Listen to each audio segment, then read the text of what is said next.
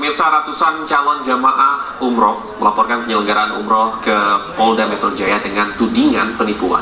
Mereka merasa tertipu dengan iming-iming biaya murah dan promosi menggunakan foto artis.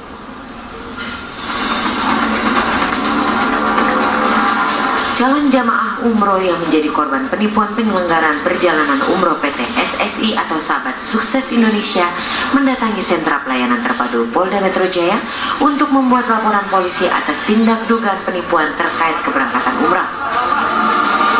Untuk meyakinkannya, perusahaan tersebut memajang foto artis Peggy Melati Sukma dan Vicky Irama sebagai pemikat calon jemaah. Banyak jamaah yang ternyata sudah melunasi uang keberangkatannya, namun pihak perusahaan belum memberangkatkan mereka.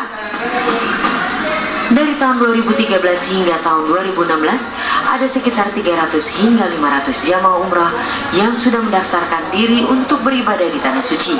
Namun mereka harus gigit jari lantaran tidak adanya kejelasan dari pihak penyelenggara perjalanan umroh tersebut. Selain menggunakan foto artis, ongkos umrah menjadi tipu-tipu agen perjalanan umroh dalam menjaring masyarakat agar tertarik. Kini, kasus penipuan penyelenggara perjalanan umroh yang diduga memakan korban hingga ratusan orang itu ditangani oleh Polda Metro Jaya. Tim TV One mengabarkan.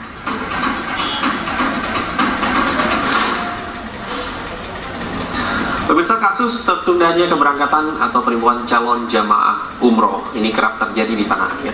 Korbannya tak tanggung-tanggung mencapai puluhan ribu calon jemaah.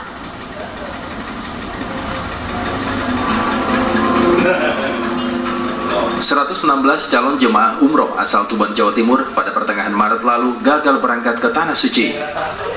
Mereka bahkan sempat terkatung-katung di Bandara Internasional Juanda, Sidoarjo tanpa kejelasan.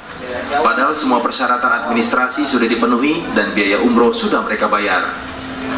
Pihak penyelenggara umroh beralasan jemaah gagal berangkat karena permasalahan visa. Kegagalan berangkat ke Tanah Suci ini merupakan yang kedua kali. Ratusan jemaah ini seharusnya bertolak ke Mekah pada pertengahan bulan Februari lalu. Namun karena alasan yang tidak jelas, mereka gagal berangkat. Masih di bulan Maret, puluhan calon jemaah umroh mengamuk di kantor Biro Travel Haji dan Umroh di Tangerang, Banten. Mereka marah dan kecewa karena tak kunjung diberangkatkan. Jemaah yang mendaftar melalui PT Garuda Angkasa Mandiri menyatakan keberangkatan mereka ditunda-tunda hingga 5 kali. Akibatnya, para jemaah kehilangan kepercayaan dan kesabaran. Mereka meminta biaya yang sudah dibayarkan untuk dikembalikan. Sementara itu, pihak Biro Travel menyatakan keberangkatan jemaah tertunda akibat masalah visa. Pada akhir tahun 2015, ratusan calon jamaah umroh mendatangi travel umroh Kafilah Rindu Ka'bah di Kalibata, Jakarta Selatan. Mereka menuding Biro Travel tersebut telah melakukan penipuan. Pasalnya, keberangkatan mereka untuk beribadah berkali-kali diundur tanpa alasan yang jelas. Setelah terjadi keributan, Biro Travel akhirnya menjanjikan akan memberangkatkan 2.700 jamaah secara bertahap. Kasus jamaah umroh yang gagal berangkat ke Tanah Suci atau tertipu kerap terjadi di tanah air. Untuk menghindari hal tersebut, calon jemaah disarankan untuk menghindari tawaran paket yang tidak rasional. Calon jemaah juga disarankan untuk memilih Biro Travel berpengalaman yang sudah teruji kinerjanya. Untuk menghindari Biro Travel bodong, calon jemaah bisa memastikan legalitasnya melalui situs Kementerian Agama. Tim TV One mengabarkan. Pemirsa, kami akan jeda sejenak, namun nanti kami akan membahas terkait dengan kasus tertundanya keberangkatan atau penipuan calon jemaah umroh yang kerap terjadi di tanah air dengan ada Dirjen Haji Abdul Jamil dan juga Muhammad Hasan, Ketua Bidang Umroh dan Wisata Muslim di Himpu. Kami akan segera kembali.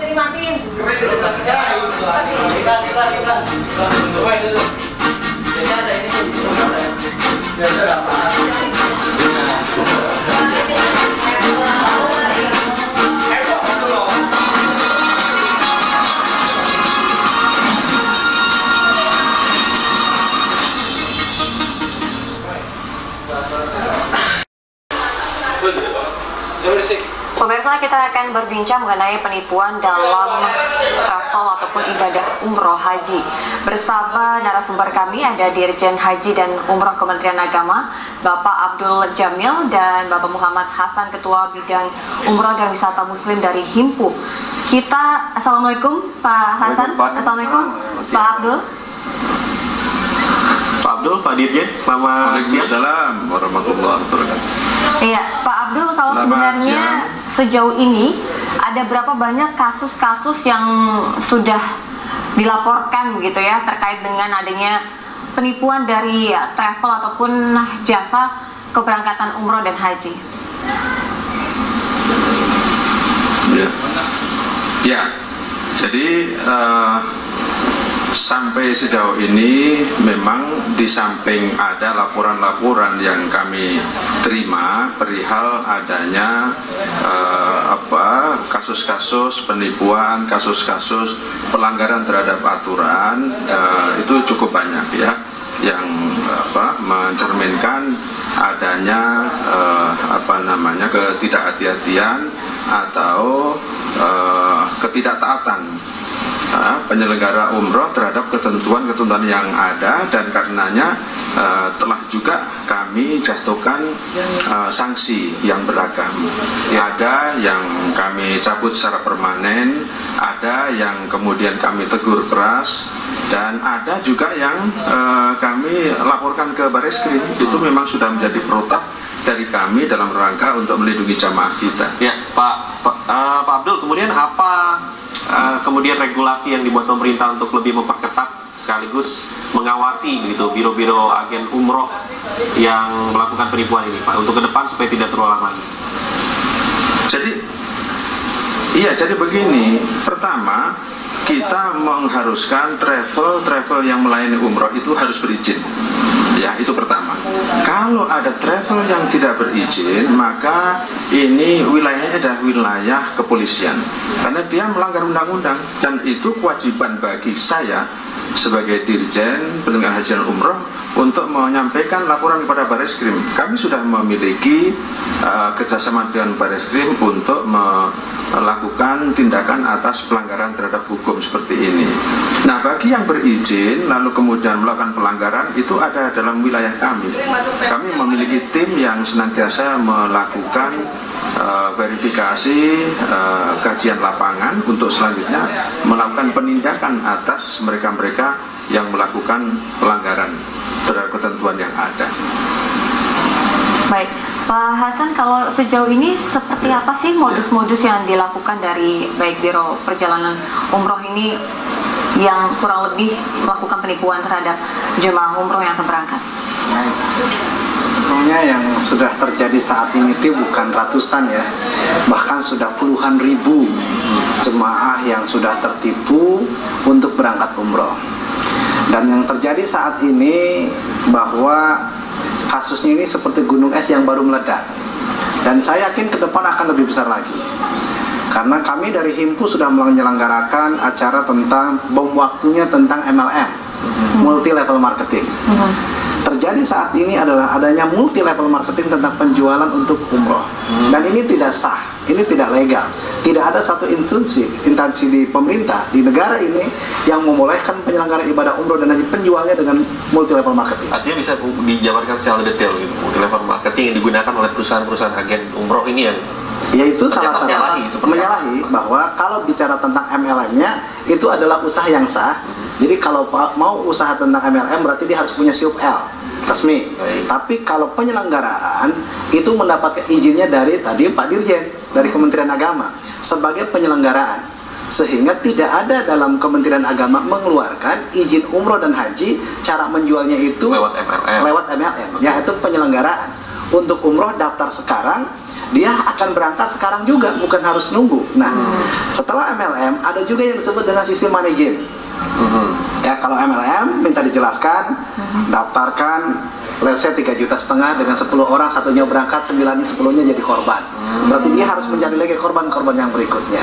Ini Himpu sudah fokus bagaimana memberikan edukasi kepada masyarakat, melakukan seminar nasional tentang bahayanya tentang multi level marketing di dalam penyelenggaraan haji dan umrah atau penjualan. Oke, itu satu ya, Pak. Yang kedua tentang manajim. Kita bahwa umrah ini adalah suatu ibadah, tapi juga tidak terlepas daripada ada bisnisnya. Bicara ibadah antara si jemaah dengan Tuhan. Tapi harus ada penyelenggara yang memiliki ustadz, pembimbing yang memiliki kapasitas di situ, cara doanya, cara tawafnya. Tapi bisnis penyelenggaraannya dia harus melakukan, yaitu bagaimana booking hotelnya, booking tiketnya. Pemerintah melalui Pak Dirjen dan Pak Menteri mengeluarkan tentang paket 5 pasti. Pastikan travelnya berizin, pastikan penerbangannya, pastikan pelayanannya, pastikan hotelnya, dan pastikan juga visanya. Ini program pemerintah. Nah, bagaimana masyarakat? Yuk kita sama-sama harus mengikuti program yang ada. Baik, nanti kita akan menanyakan ya kepada Pak Dirjen bagaimana caranya supaya modus-modus ini diketahui oleh para jemaah umroh sehingga mereka tidak terjerat dalam kasus penipuan seperti ini. Kita segera kembali.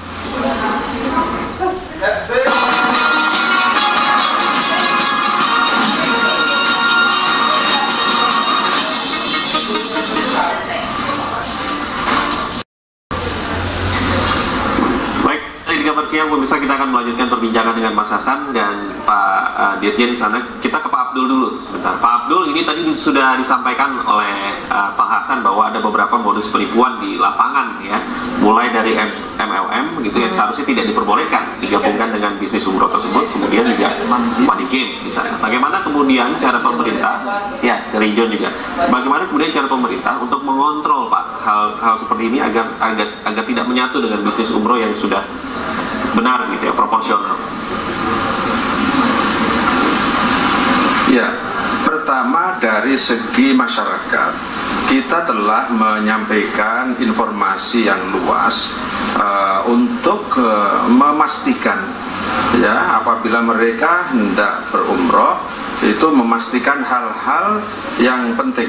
Pertama harus mereka ketahui travelnya berizin, kemudian jadwal keberangkatan penerbangannya, lalu harga paket layanannya, hotelnya di sana nanti akan dilayani di mana, lalu kemudian visanya. Jadi masyarakat supaya memastikan ini semua sebelum mereka memutuskan untuk memilih travel yang mana. Ini dari segi masyarakat.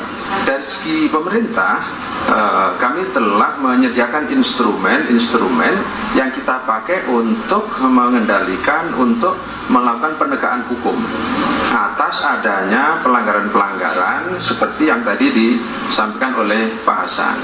Jadi kami telah membentuk tim yang unsur-unsurnya ada dari hukum, dari inspektorat, dan dari Ditjen Haji yang kemudian akan melakukan telaah, kajian, dan kalau perlu memanggil para pihak yang terkait untuk dimintai klarifikasi, dan setelah itu kita putuskan.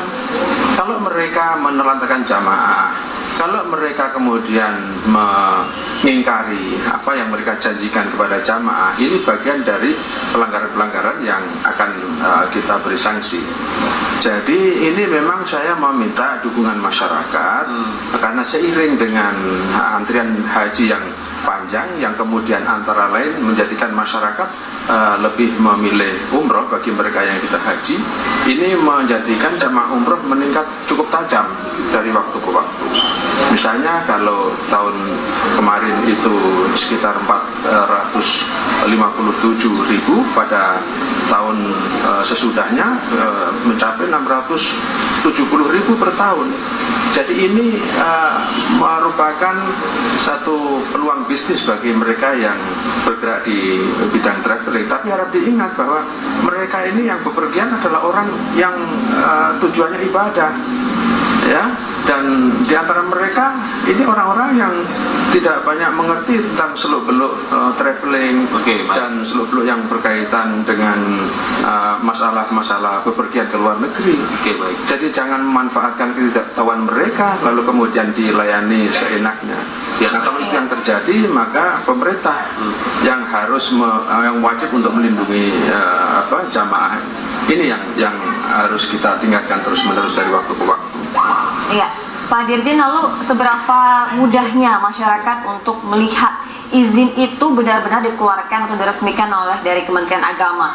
Jangan-jangan sampai ada masyarakat yang tertipu dengan izin-izin yang hanya dicantumkan begitu saja padahal tidak resmi.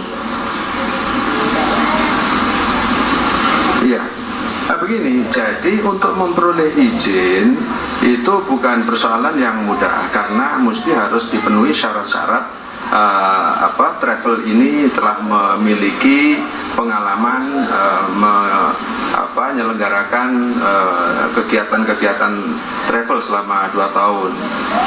Kemudian rekam jejaknya pun juga menjadi bagian dari persyaratan mereka untuk bisa disetujui sebagai travel umroh. Kemudian juga dalam rangka untuk meningkatkan komitmen mereka terhadap kepatuhan pada aturan, itu kita selalu undang mereka untuk menaikkan fakta integritas. Jadi mereka sudah berjanji sendiri di depan kita semua untuk melayani jamaah sebaik-baiknya.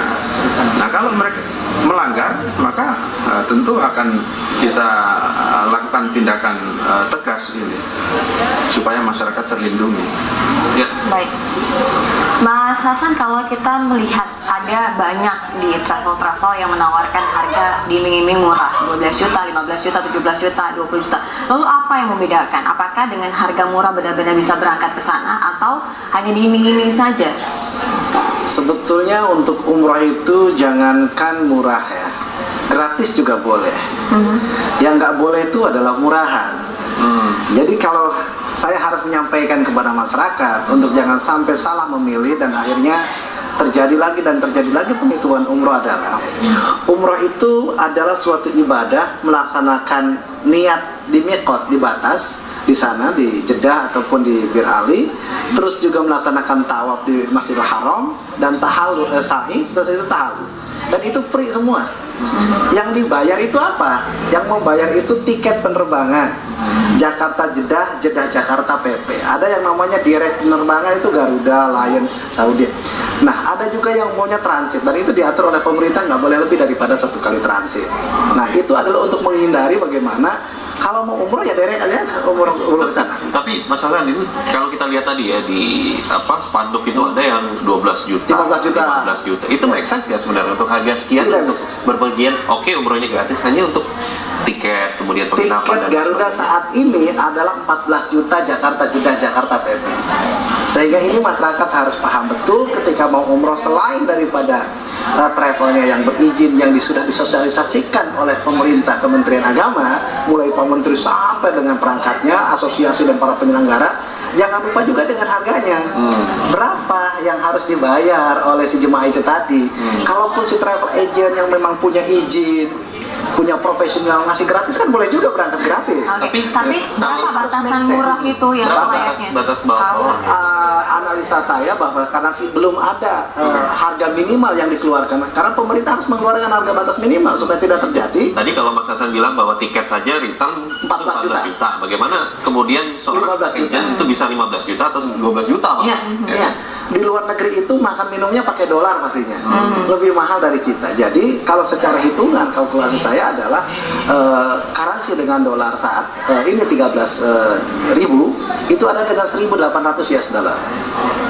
Berarti ya sekitar di atas 20 juta.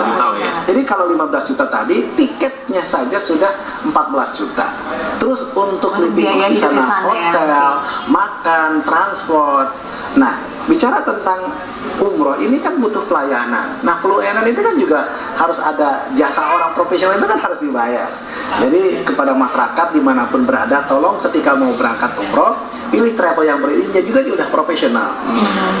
Bisa tanya kepada Kementerian Agama dan websitenya di mana. Baik, kita tanyakan kepada Pak Abdul, apa kiranya imbauan ataupun masukan untuk masyarakat yang ingin berangkat umroh?